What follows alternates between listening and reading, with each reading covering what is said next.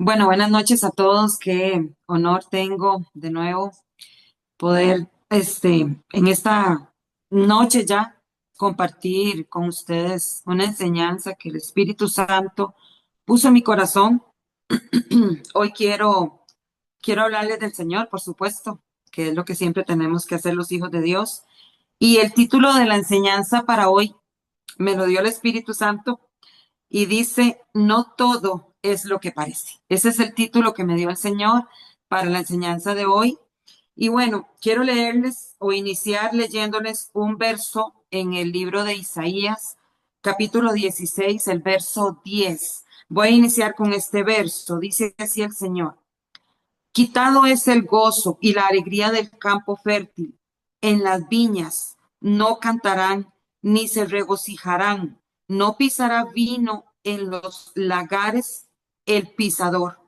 He hecho cesar el grito del lagarero. Estas palabras, hermanos, están incluidas dentro de una profecía sobre el pueblo de Moab. Una profecía que anunció Isaías.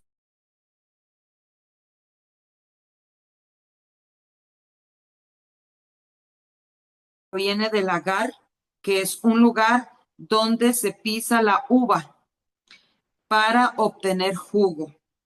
Y el lagarero, por supuesto, es la persona que trabaja en ese lugar. Bueno, para que conozcamos un poquitito más acerca de lo que el profeta nos está hablando en esta noche, quiero que vayan conmigo a viajar. Siempre me gusta viajar en mi mente, aquellos lugares lindos, meternos en esos escenarios maravillosos del Señor. Y quiero que vayan conmigo. Hoy los quiero llevar muchos siglos atrás, muchos siglos atrás. Y vamos conmigo al tiempo de Abraham, el escogido y amigo de Dios. Y vamos a conocer un poquitito el contexto al cual nos lleva este verso 10 de Isaías 16. Quiero contarles algo que me imagino que ya ustedes conocen. Isaías 16:10. Ese fue el verso con el que inicié. Después del diluvio, la tierra se pobló con los descendientes de los hijos de Noé, Sem, Cam y Jafet. Uno de los descendientes de Noé, Sem, fue Peleg. Peleg era era un descendiente de Noé y a su vez Peleg, otro descendiente de Peleg fue Tare. Vamos a hacer referencia a estos nombres en este momento. Peleg, que más adelante, a partir de Peleg, nació Tare. ¿Y quién era Tare? Bueno, Tare era el padre de Abraham, de Nacor y de Harán. Tres hermanos que nacieron de Tare. Ellos y sus familias habitaban en la región de Ur, en Mesopotamia. Tanto Abraham como Nacor tomaron mujeres ahí en ese lugar, en Ur de Mesopotamia. Tare decide en ese momento salir de Ur y se va rumbo a la región de Canaán. Dice la palabra que toma a su hijo Abraham y su esposa Sarai y también a Lot. El papá de Lot, Aram, había muerto ahí en ese lugar, en la tierra de los caldeos. Entonces dice Génesis 11:31 que salió con ellos para ir a tierra de Canaán.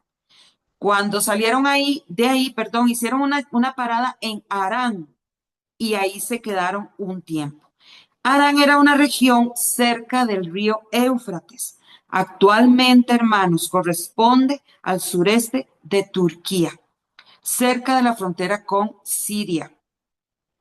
En ese lugar muere Taré. ¿Qué les parece? Tenía 250 años el papá de Abraham cuando murió ahí, en ese lugar, en Arán.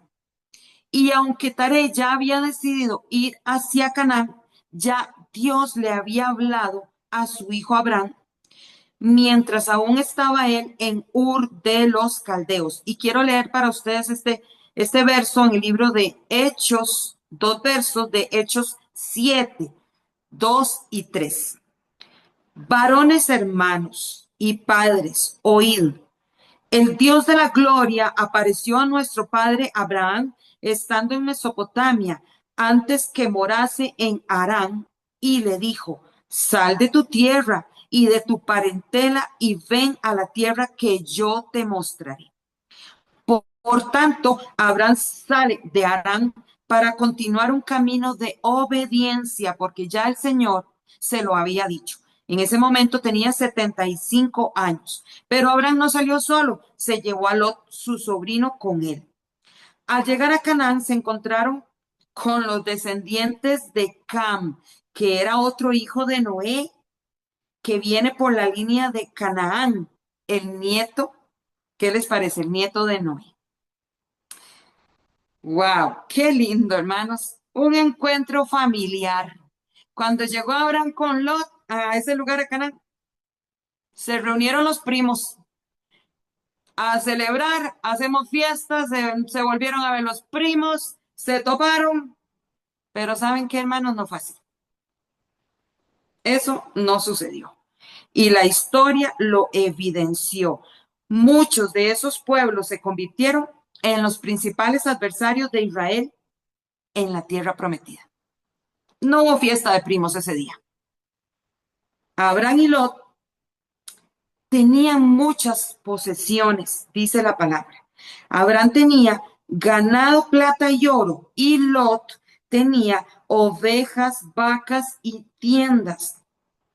Por tanto, la tierra no era suficiente para que vivieran juntos. De hecho, hubo contienda entre los pastores de ambos. Entonces Abraham le propone a su sobrino Lot una especie de tratado de paz. Y lo dice el verso 9 de Génesis 13. ¿No está toda la tierra delante de ti? Y también le dice, yo te ruego que te apartes de mí. Este tratado de paz era principalmente para que ya no hubiese contienda entre los pastores de ambos. Había mucha tierra, tenían muchas posesiones, no podían definitivamente, no podían vivir juntos. La misma sangre no podía vivir junta. Entonces deciden separarse.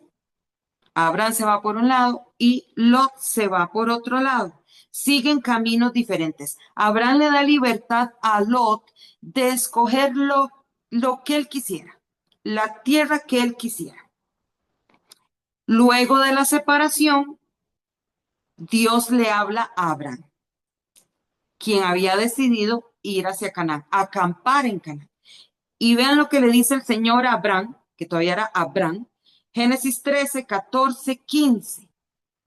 Aquí le dice el Señor a Abraham, alza ahora tus ojos y mira desde el lugar donde estás hacia el norte y el sur y al oriente y al occidente, porque toda la tierra que ves la daré a ti y a tu descendencia para siempre. Hermanos, la promesa, lo sabemos, lo hemos leído, era para Abraham el hebreo. Así le habla el Señor por primera vez a Abraham, su escogido, en Génesis 14:13. Abraham el hebreo. Por tanto, toda la descendencia que vino después de Abraham se llamaban hebreos, se llaman hebreos y se llamarán hebreos. Aleluya. Bueno, pero nos vamos a enfocar más en este momento hacia Lot. Vamos a hablar más de Lot que de Abraham. Recordemos que estamos ahí en ese tiempo. Yo no sé ustedes, pero yo ya siento como que me huele a arena. A mí me gusta siempre viajar como para meterme en esos escenarios y poder entender la palabra y decirle, Señor, por favor, todo lo que tú digas en tu palabra, dímelo a mí también, porque ahí estoy metida, Señor. Por su gracia podemos imaginarnos esos escenarios. Bueno, entonces volvamos a Lot. Cuando Lot estuvo de acuerdo en separarse de su tío, alzó sus ojos. Ven qué tremendo. Lot alzó sus ojos. Lo mismo que Abraham había hecho, hizo él. Él alzó sus ojos y dice Génesis 13:10, y vio toda la llanura del Jordán, que toda ella era de riego, como el huerto de Jehová. Hermanos, esto explotó en mi cabeza. Aquella llanura que Lot vio le pareció el huerto de Jehová, el huerto de Edén. ¿Se imaginan ustedes qué clase de llanura era? Inmediatamente Lot fue atraído por ese lugar de gran belleza, por una tierra semejante al huerto de Edén, una tierra de riego donde criar sus rebaños de ovejas y vacas, una tierra de riego, de riqueza y fertilidad. Y de nuevo, hermanos, visualicemos ese lugar que se comparaba con Edén. Debió haber sido algo espectacular y hermoso porque definitivamente Lot fue seducido por lo que sus ojos vieron,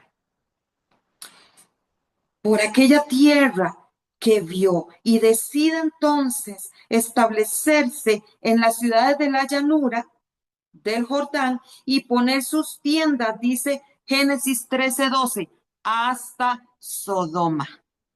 Él puso sus tiendas hasta Sodoma. Y aquí me quiero detener por un momento. Quiero contarles una anécdota interesantísima que me pasó mientras preparaba la enseñanza.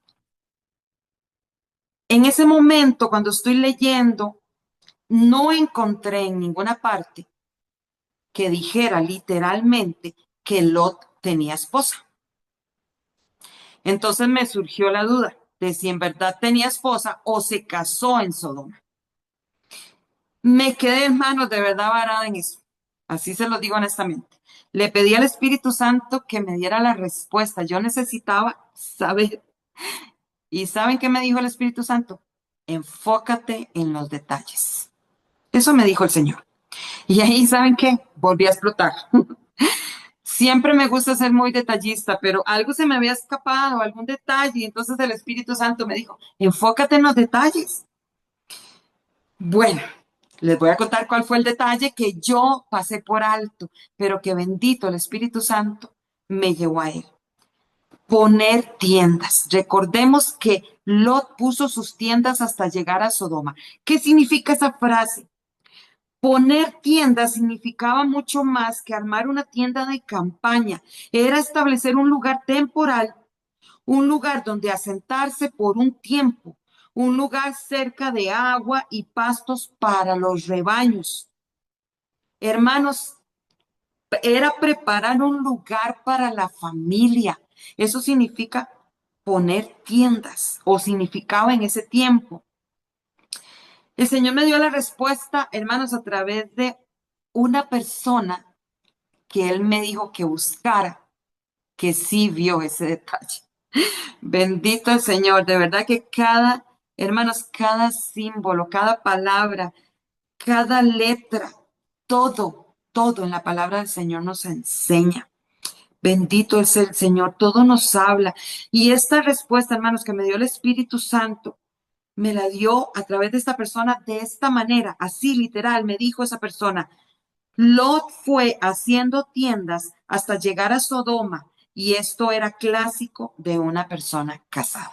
Entonces yo dije, sí, Señor, ya entendí. Lot ya llevaba esposa. Gracias, Señor.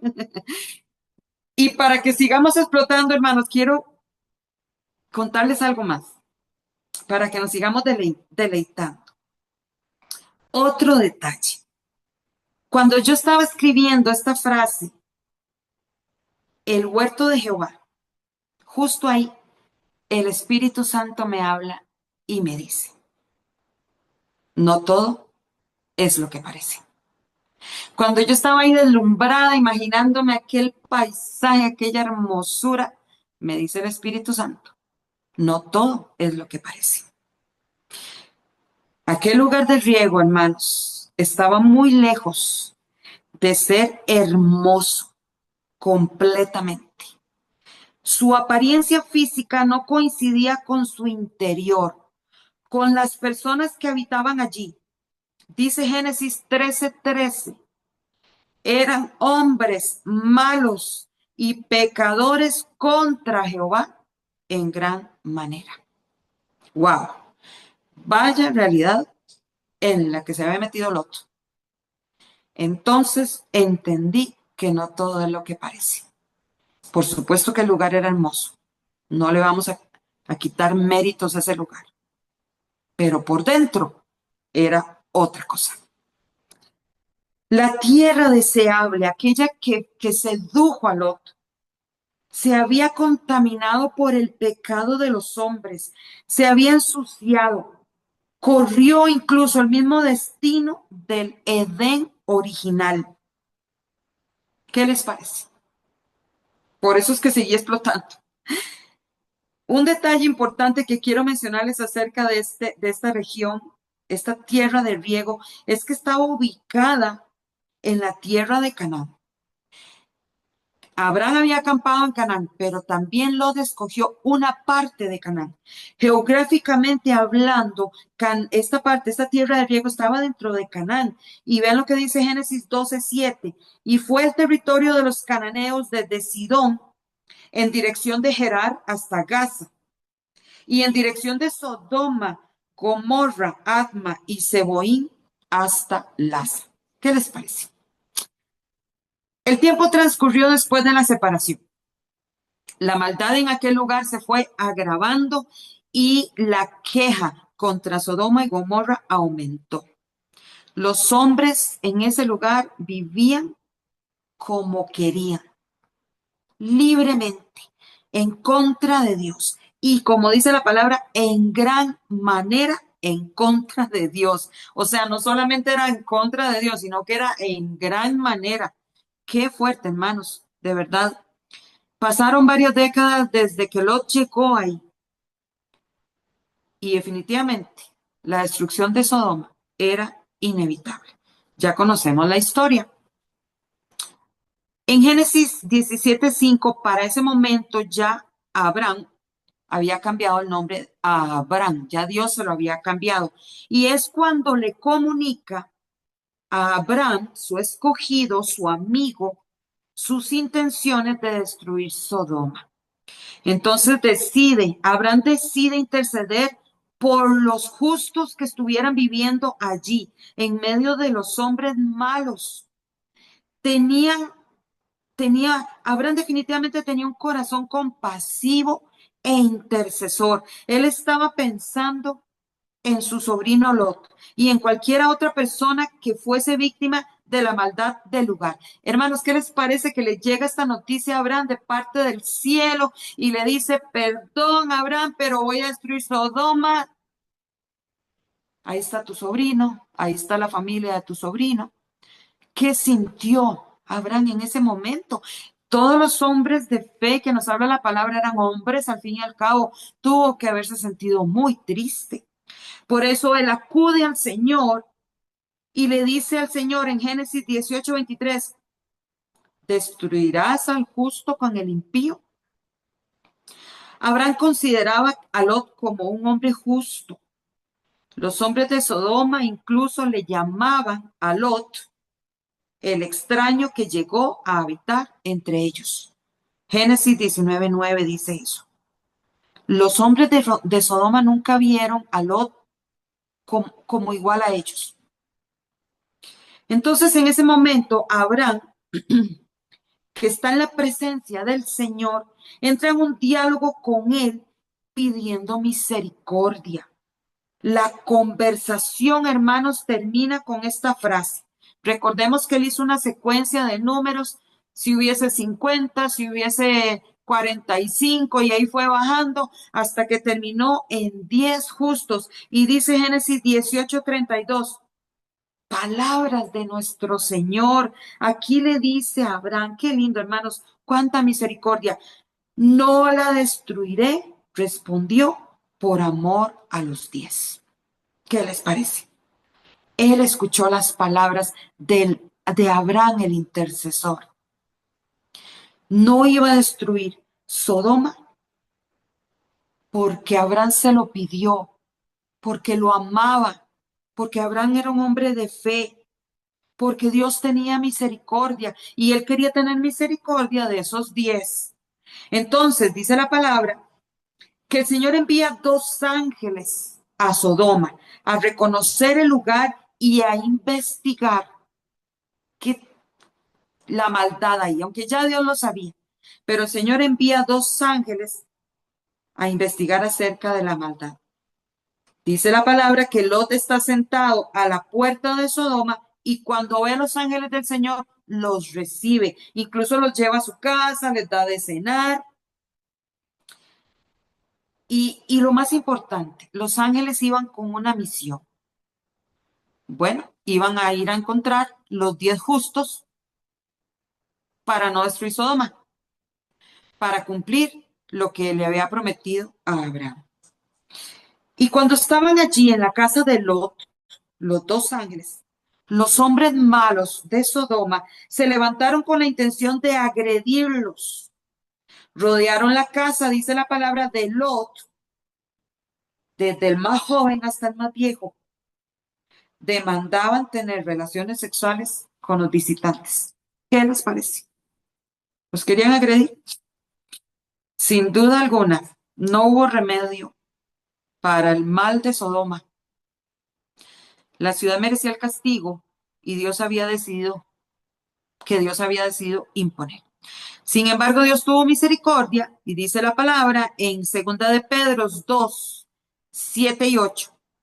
Libró al justo Lot, abrumado por la nefanda conducta de los malvados, porque este justo que moraba entre ellos afligía cada día su alma justa, viendo y oyendo los hechos inicuos de ellos. Y la palabra nefanda significa indigno, repugnante. Qué lindo juego de palabras, hermanos. Eso es como poesía. Lo que dice 2 Pedro 2, 7, 8 es como el Señor hablando poesía acerca de Lot. Qué lindo. A la mañana siguiente todavía la familia de Lot estaba ahí en la ciudad. Los prometidos de sus hijas, también a ellos se les informó que iban a destruir Sodoma. Decidieron quedarse. Dice Génesis 19:14, mas pareció a sus yernos como que se burlaba. ¿Qué les parece? ¿Qué clase de yernos, hermanos? De verdad, yo me puedo imaginar que esos yernos eran hombres de Sodoma. Ahí, de ahí, ellos se hicieron novios de hombres de Sodoma. Bendito Dios. Ay, ay, ay. Benditos yernos, ¿no? Entonces estos varones tomaron la mano de Lot. Oigan esto, hermanos, qué lindo. Quiero que visualicen esta escena, por favor. Los dos ángeles tomaron la mano de Lot, la mano de su esposa y las manos de sus hijas. Wow. Yo no sé ustedes, pero yo me puedo imaginar a mi Señor tomando mi mano para librarme de un peligro inminente. Maravilloso. Dios mismo dice la palabra, a través de esos ángeles.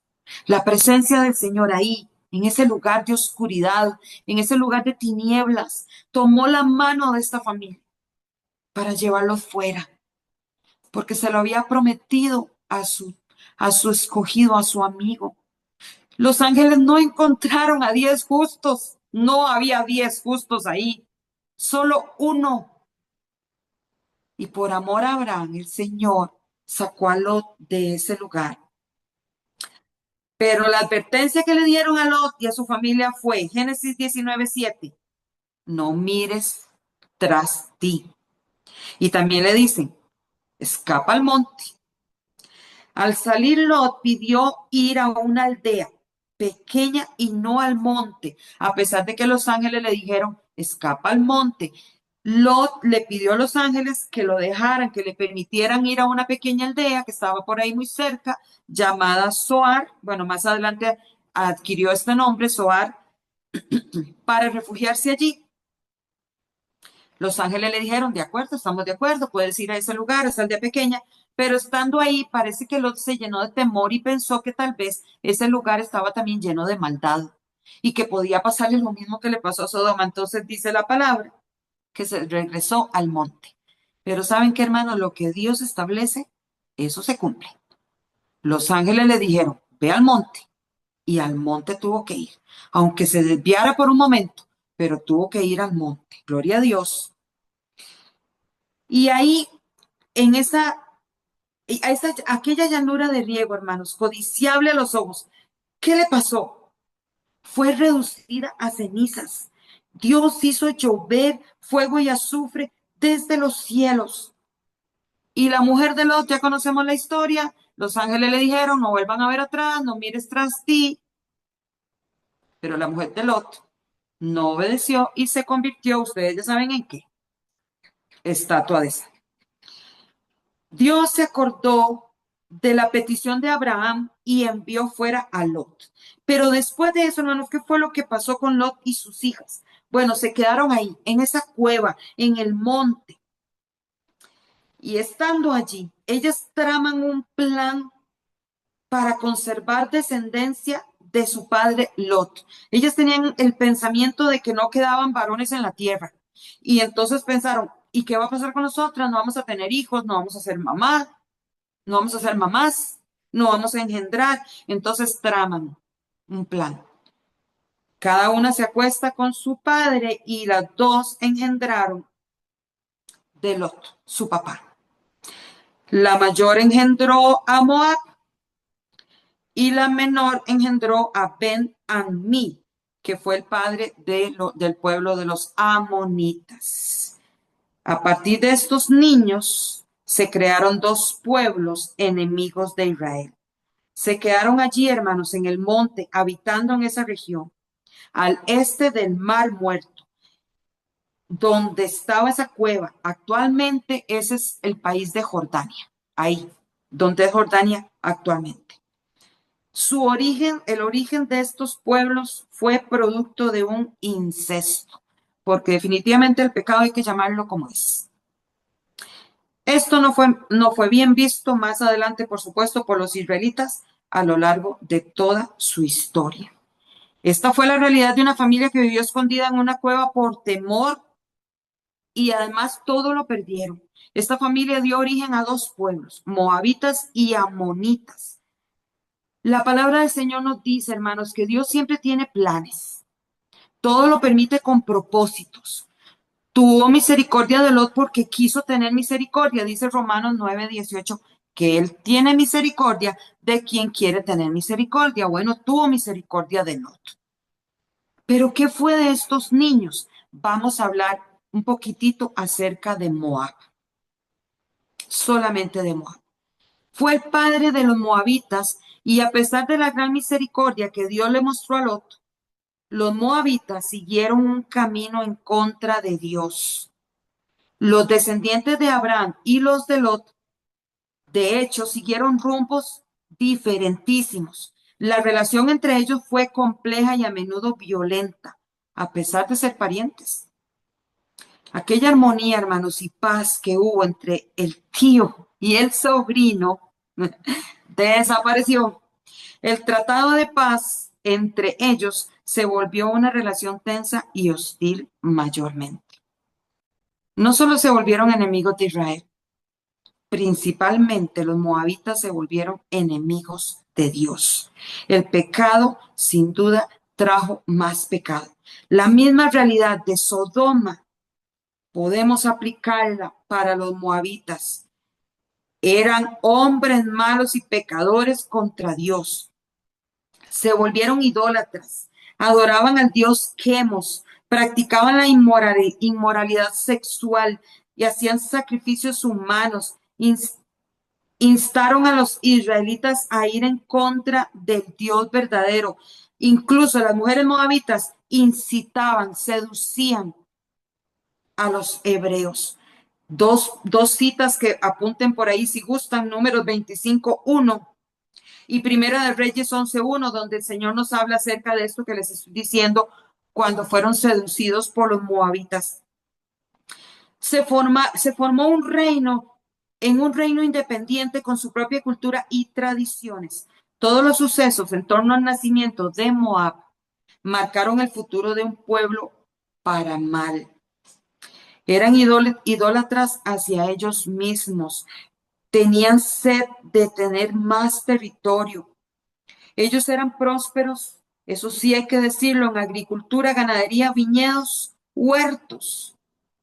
Eran sedentarios, pero ellos mismos se consideraban como autores de sus propias riquezas, de su propio poder, de su propio éxito.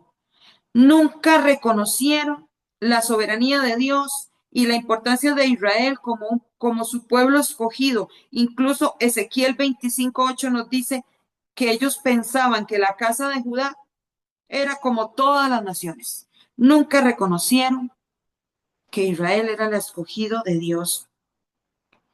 Sobre Lot y su descendencia no fue la promesa, por supuesto, fue sobre Abraham. Pero Dios les mostró misericordia, les otorgó un territorio para vivir. Dios le dio a los moabitas, ven qué tremendo, hermano, Dios le dio a los moabitas un lugar llamado Ar, que con el tiempo se llamó Ar de Moab. Y este lugar estaba muy cerca de Canaán, pero fuera de sus fronteras. Estaban separados por el Mar Muerto y el río Jordán. Definitivamente Dios sí Dios es fiel, y a pesar de la rebeldía de los moabitas, por el parentesco que tenía con su amigo Abraham, hizo posible que algunas veces Dios tratara a los moabitas favorablemente, como por ejemplo esto del territorio. Y esto otro que les voy a contar, esto de verdad explotó también. Cuando Israel pasaba por el desierto camino a Canaán, Dios no les permitió pasar por territorio de Moab. Y lo dice Deuteronomio 2:9. Vean qué tremendas las palabras del Señor a Israel. No molestes a Moab, ni te empeñes con ellos en guerra, porque no te daré posesión de su tierra, porque yo he dado a Ar por heredad a los hijos de Lot. Esto es misericordia pura, hermanos.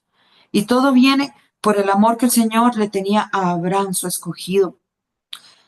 Y por supuesto por su misericordia, porque Dios tiene un plan mayor siempre para nosotros. En otras ocasiones, Dios lo usó al pueblo moabita para sus propósitos, para probar con ellos a Israel, sobre todo cuando Israel se portaba mal. Y lo dice Jueces 3:12, para que luego lo lean. Hermanos, vean qué tremendo. Mientras Israel pasaba por aquel desierto candente, caluroso, seco, rumbo a una tierra propia, mientras pasaba por ahí, ya los moabitas tenían territorio propio, ya los moabitas estaban ahí bebiendo su mejor vino, sentados ahí mirando sus tesoros. Ya estaban los moabitas ahí sedentariamente disfrutando de todas sus riquezas, mientras Israel iba camino a Canaán. ¿Qué les parece este poderoso detalle? Definitivamente Moab fue una especie de comodín.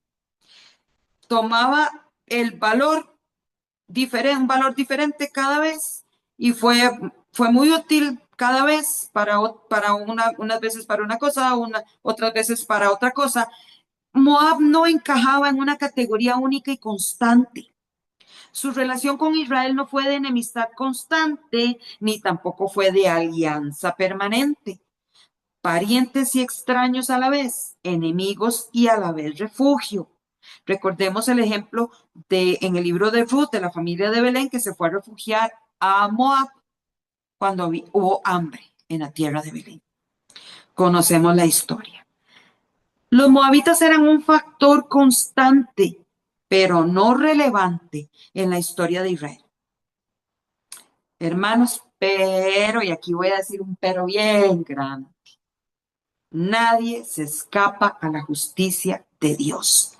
El Señor los dejó que vivieran, que se enriquecieran, que prepararan el mejor vino, que se sentaran a beber aquellas copas de vino. El Señor los dejó criar vacas, criar ovejas, sembrar la tierra. Él los dejó, pero nadie se escapa. Cuando llegó el tiempo justo de Dios, ay, ay, ay, le tocó la suerte también a Moab. Hermanos, el único fruto que Moab daba era para sí mismo. Se engrandeció, se volvió arrogante. Y vean las palabras de Jeremías 48:7.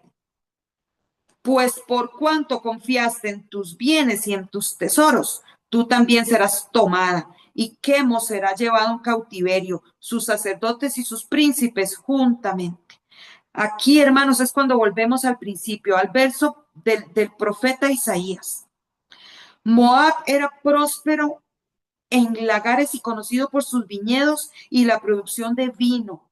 Su clima y suelos eran aptos para el cultivo de la vid. Y hermanos, justo allí, en esa fortaleza de ellos, en ese tesoro, ahí, ahí el Señor decretó destrucción. Y lo leímos al principio en Isaías 16:10. Todos sus viñedos serían destruidos. Dice Jeremías 48:11. Quieto estuvo Moab desde su juventud y sobre su sedimento ha estado reposado.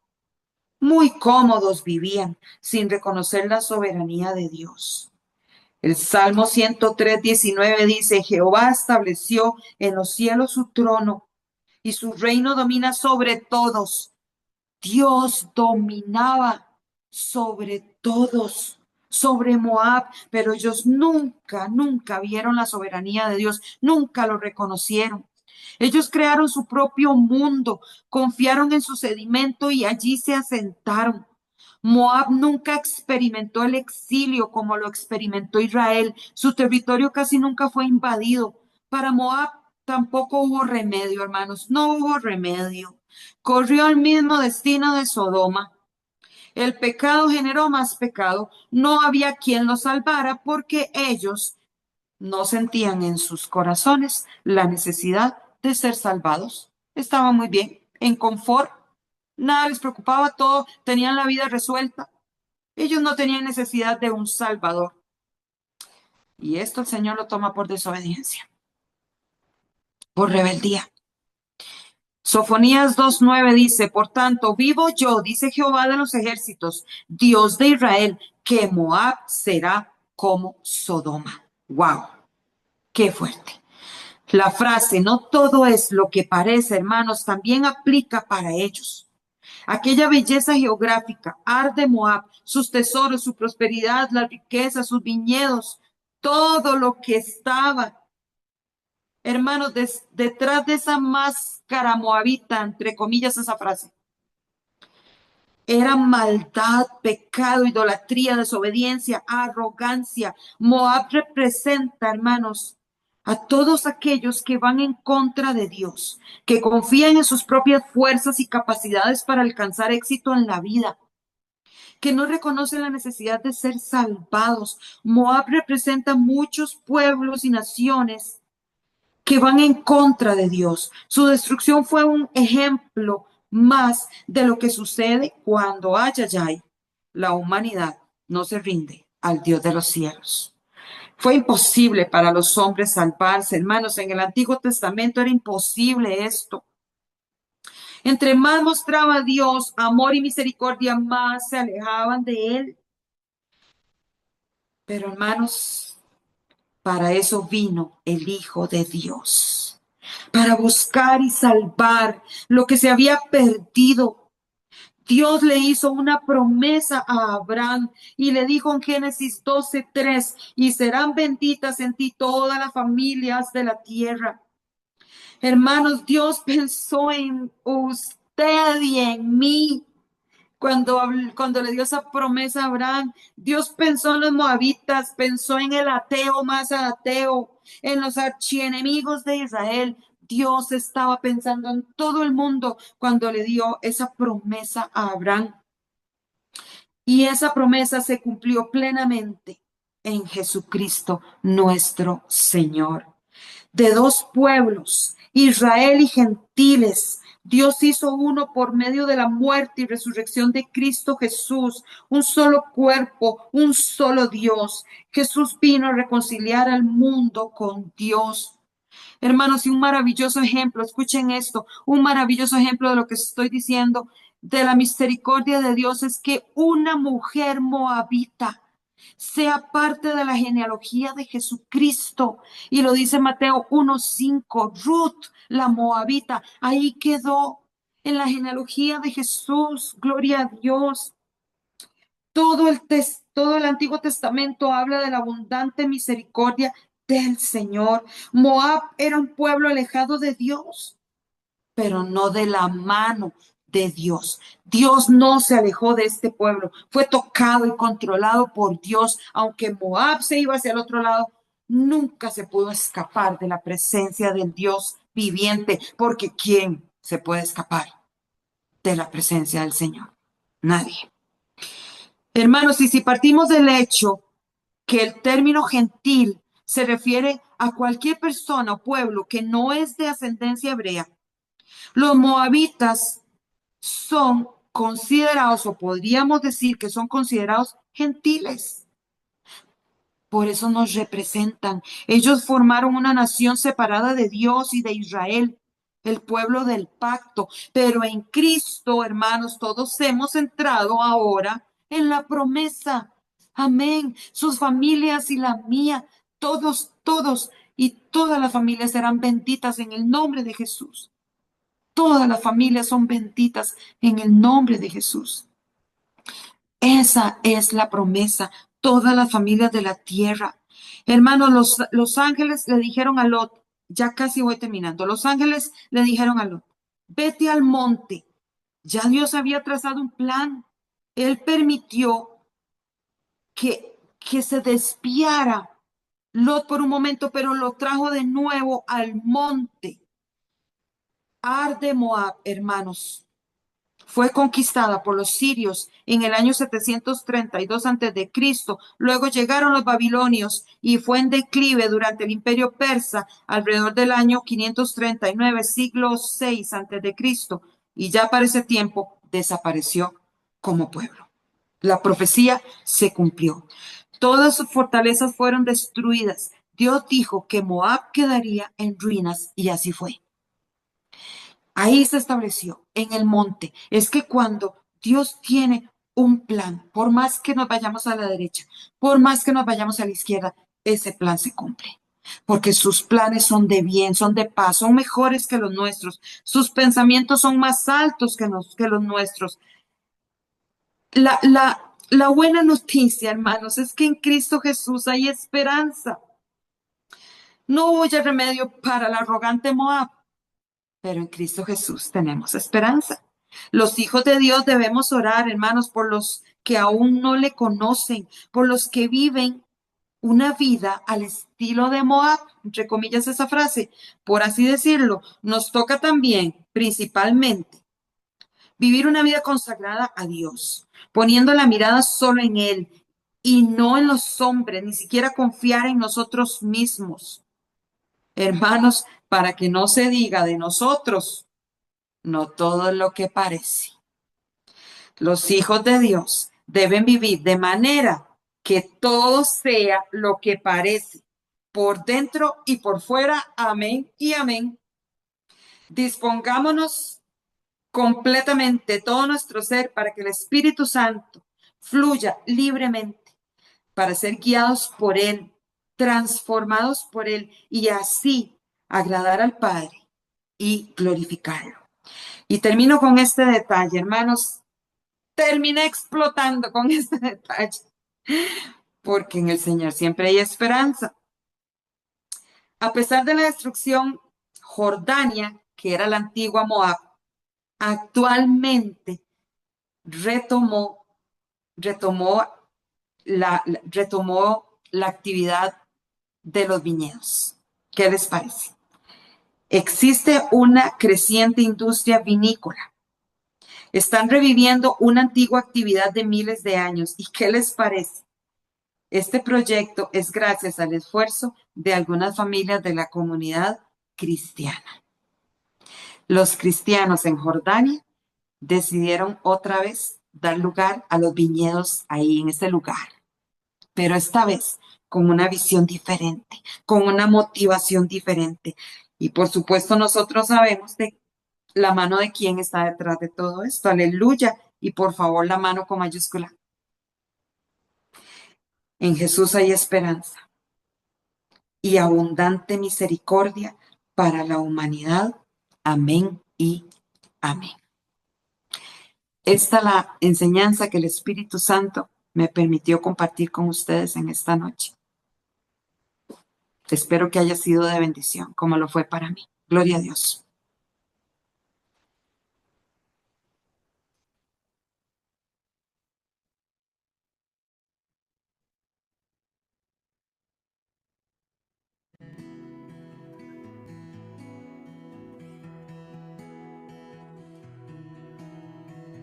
Antes de la creación y el caos del universo, existía en tu corazón. Antes que naciera el sol, formaste del polvo mi vida. Mi alma por ti fue elegida. Vengo con manos vacías, mas yo quiero ser tu vasija. Y yo, barro soy, en el torno estoy. Moldéame hoy, rómpeme si es necesario. Y yo, tu vaso soy, una nueva creación. Soy obra de Dios, en manos del alfarero. Mis pedazos juntaste del suelo cuando nadie más quiso hacerlo. Tomaste mi vida en tus manos, me restauraste, me hiciste de nuevo. Ahora yo tengo esperanza, no tengo temor del mañana. En manos del gran alfarero, seguro estoy en su amor eterno. Y yo, varón soy, en el torno soy. Moldéame hoy, rómpeme si es necesario. Y yo, tu vaso soy, una nueva creación. Soy obra de Dios, en manos del alfarero. Hizo la luz en un momento, pero en mí tomó su tiempo. Transforma todo lo que siento. Dame tu vida, sopla aliento.